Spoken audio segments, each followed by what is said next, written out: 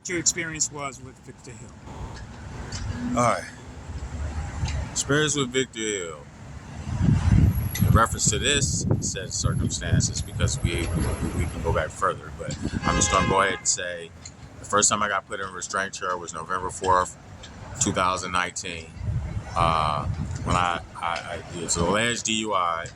I was ready to go to trial on it, but they delayed the trial. They wouldn't go through. They used COVID as a reason. I happened to go down to the courthouse March 10th to complain about, hey, when y'all gonna send me to trial for the 1 of November? Because I'm ready for that.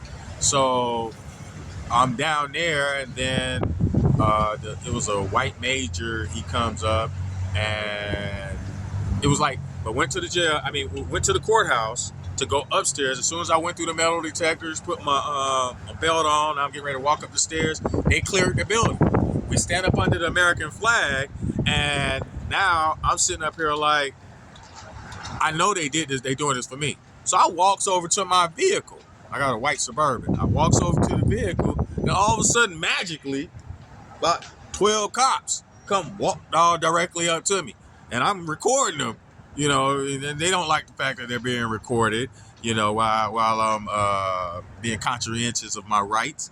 And I guess to mute me, they just said, okay, you're disturbing the peace. But you walked over to me after you told me to leave the jail. Then you give me trespassing for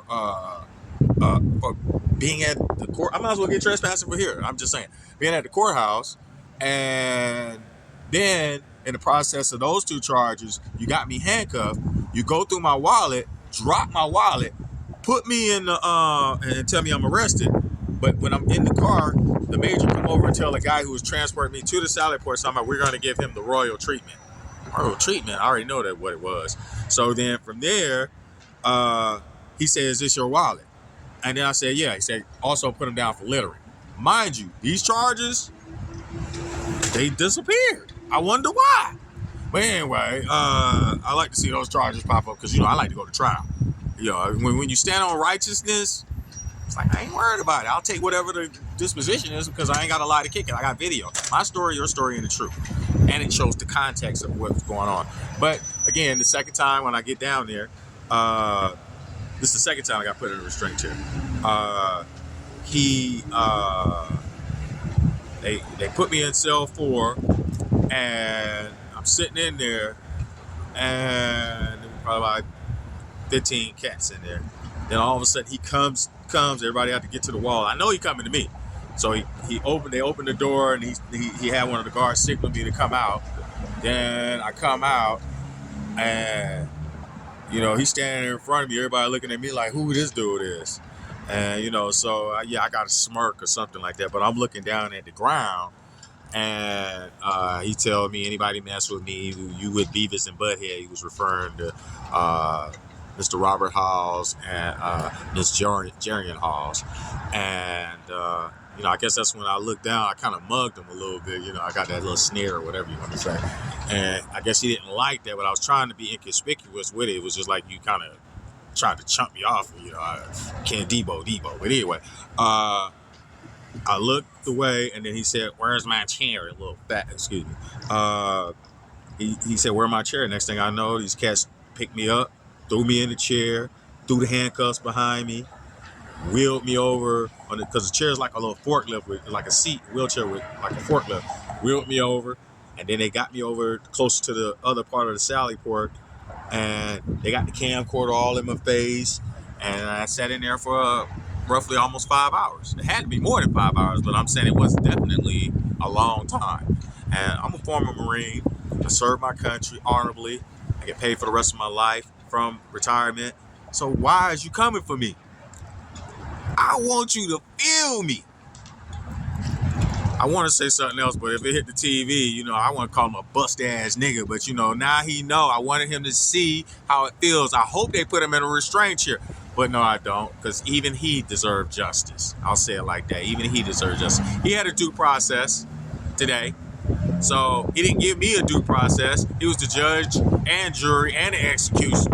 And then kind of called me the next day. How you gonna put me in a restraint chair, walk me out of the jail, no fingerprints, no nothing, called me the next morning and offered to give me some money. I'm recording everything, so I can let you hear his voice. I can show you the text messages. How did you get my phone number? Why was he offering you money? He was trying to, I want to call it bribery, but I don't want to outright use that term, even though I just did. To compensate me for the fact, let's just say this, alleged bribery, we'll word it like that. I felt some type of way about it. I mean, thank God I get paid for the rest of my life, so I didn't really need the money. But it was, it was the fact that why would you call me the next? I was curious to see where it was going to lead. I goes to his office. I got my dash cam going. We're talking on the speaker so we can hear a whole conversation. I goes to the jail. You're a public official in a public building giving me money. I wanted to make sure that somebody understand why you giving me money. So, I'm playing. I got two phones, so I'm playing with one. He's talking about, he talked like a little. Anyway, he's like, hey, yeah, I follow you on Facebook. We have certain things in common. I'm recording in one phone, but the other phone, he's looking at me. So apparently, he didn't think that there was something going on. I don't know, because he was forthcoming. So he gave me the money, and I walked out of the jailhouse, and I took pictures of my wounds, and I called Mr. Hoss because I didn't really know exactly, how to handle this situation. I was like, hey, I wanted to have somewhere to vent to, and, I was like, do you know anybody that worked for the FBI? At the end of the day, I guess he had a limited perspective as to what he was capable or able to do. So I took my own due process, and I went to Congressman David Scott's office, made my formal congressional complaint. I complained to everybody but the Pope. But I even been to Washington, D.C. behind that. But all this really, it ain't really too much more to say about that. It's just today, I like to say that I'm glad that justice actually happened. This is not a political event. This is personal. That's the reason why I stood there. I want you to see my face, partner. You know what I'm saying? I ain't gonna go there. But hey, real recognize real. So, he shouldn't have did what he did. Now he gotta pay the consequences. So, hey, I salute the judge, because he had one thing I did want him to always have is a fair and impartial jury and judge. Prosecution and defense, they go back and forth. I watched the whole procedure unfold, and it was a beautiful learning experience. Were you a part of the witness? I was the primary witness. I'm the one that went to the FBI about the situation. I can show you all the documentation, substantiate date, times, and all that stuff. Because he's a political, he's in the arena of politics. It's like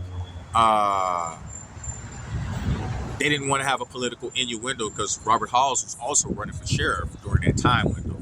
So they didn't want it to appear that it was coming from politics. No, it wasn't coming from politics, because this problem between me and Mr. Hill been going on before I even met Mr. Robert Halls. So I don't really see how that was, because they know I couldn't wait to talk to somebody about it. I've been talking about this situation to everybody that ever came to my arena, as far as or circle of contact, because this hurt my heart. Why is you coming for me, and you own a whole army, or you're in charge of a whole sheriff department? That's more people than just me. You gonna bully me? You only 5'2", partner. Why you gonna try to come for me? Don't do me, do your hair. Now you finna have to do your hair or somebody else's hair. Yeah, you don't want me to keep going. So what's your name? I like the hoorah. Yeah. What's your name? My name is Cleveland Jackson. All right, Mr. Hill. Yep. Anyway, bye.